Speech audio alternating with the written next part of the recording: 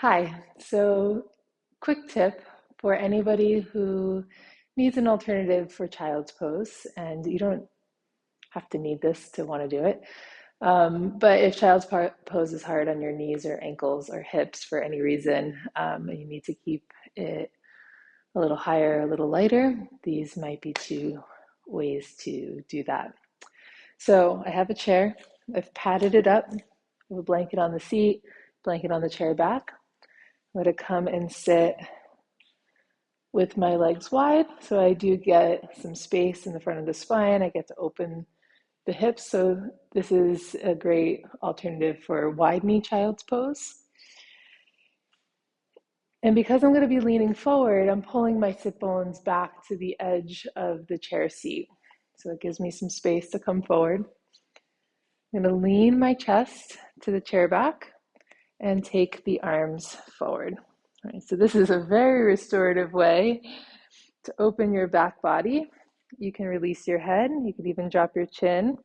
If I kind of nestle myself down, I could drop my chin to the chair back and relax and release the back of the skull that way.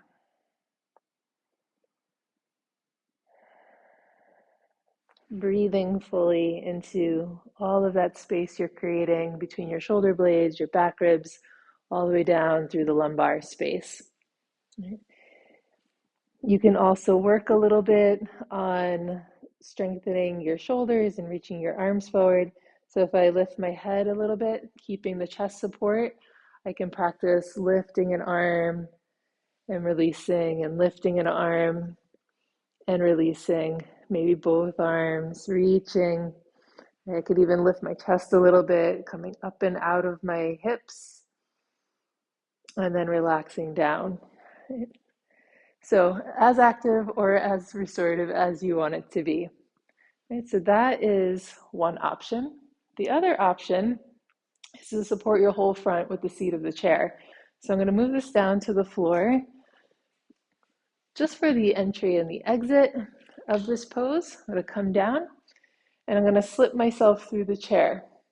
Now, if you don't have a chair that has a hole in the back for you to slide through, or if it just doesn't work and it's uncomfortable to slide through the back of the chair, you can have two chairs, seats facing each other. So if I had a second chair here with the seat facing in, that gives me a big, beautiful surface to come forward on. You just make sure that there's a blanket across to unite the chairs together. So I'm going to come back here and slide myself through, getting my hips right to the edge of the seat, trunk supported. I'm going to keep my knees just soft here, so it gives me that little bit of traction at the back of my pelvis and lumbar. And I'm going to take my fingertips to the floor and start stretching forward. You can also hang the arms, crossing the arms down.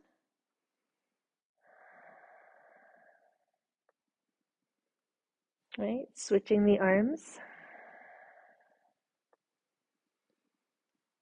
And like in the last pose, you can make it as active or as restorative as you want it to be.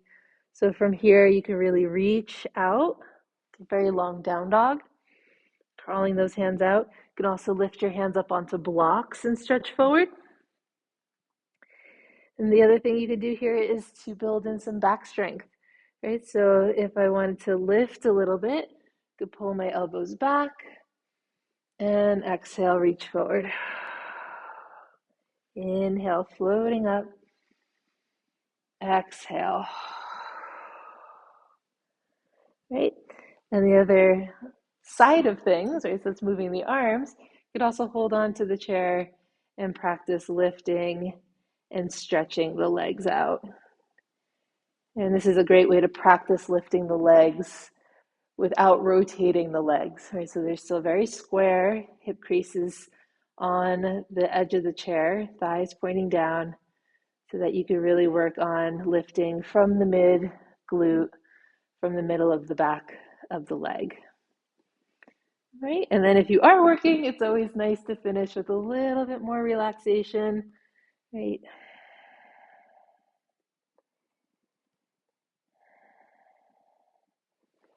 And then slipping yourself out. And voila, there you are. Child's pose on a chair, two different ways.